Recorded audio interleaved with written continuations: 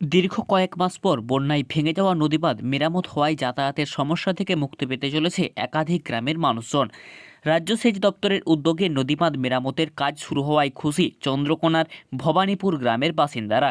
জানা যায় 2024 সালের বর্ষার সময় পশ্চিম মেদিনীপুর জেলার চন্দ্রকোনার ভবানীপুর এলাকায় শিলাবতী নদীর বাঁধ ভেঙে প্লাবিত হয়েছিল পুরো এলাকা। আর এই শিলাবতী নদীর বাঁধের ওপরেই ছিল গুরুত্বপূর্ণ গ্রামীণ সড়ক। বাঁধ ভাঙার ফলে বিচ্ছিন্ন হয়ে যায় যোগাযোগ ব্যবস্থা, আর এরপর থেকেই ঝুঁকি নিয়ে চলছিল যাতায়াত। অবশেষে সেচ দপ্তরের উদ্যোগে 38,53,432 টাকা ব্যয়ে শুরু হলো নদী বাঁধ নির্মাণের কাজ। ফলে খুশি এলাকার একাধিক গ্রামের মানুষজন।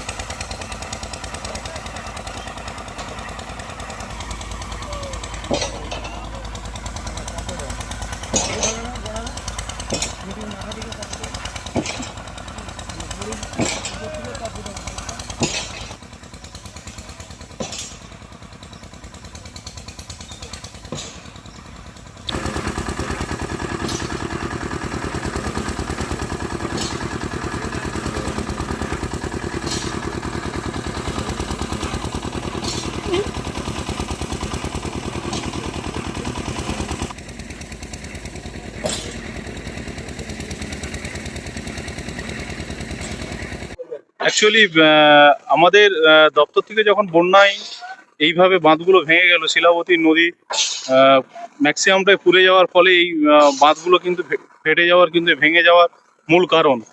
সেই জায়গায় দাঁড়িয়ে প্রশাসন প্লাস হচ্ছে আমাদের সেচ দপ্তর, আমার নিজের দপ্তর খুব দ্রুততার সহিত আজকে 3 মাস যাবৎ হয়তো আমাদের ভবানীপুর মৌজার মানুষজনের খুব সমস্যার সম্মুখীন হয়েছিল। প্রশাসনকে এবং মাননীয় মুখ্যমন্ত্রীকে আমি অসংখ্য ধন্যবাদ জানাই, কারণ এত তাড়াতাড়ি এই বাঁধটি মেরামত করার জন্য। বাঁধটাতে আমাদের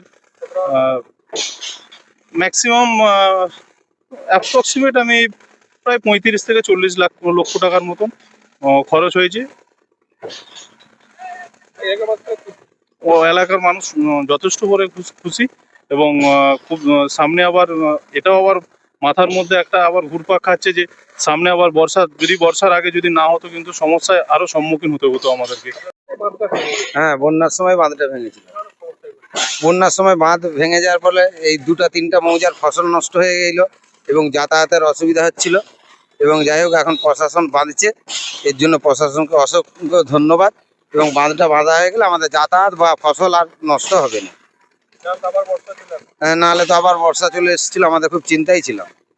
তো প্রশাসন বাঁধছে, আমরা প্রশাসনকে অনেক ধন্যবাদ জানাই। বর্ষাকালে মাস 3 মাস বাদ। আমার নাম হচ্ছে বিপ্লব বিশাল, ভবানীপুর।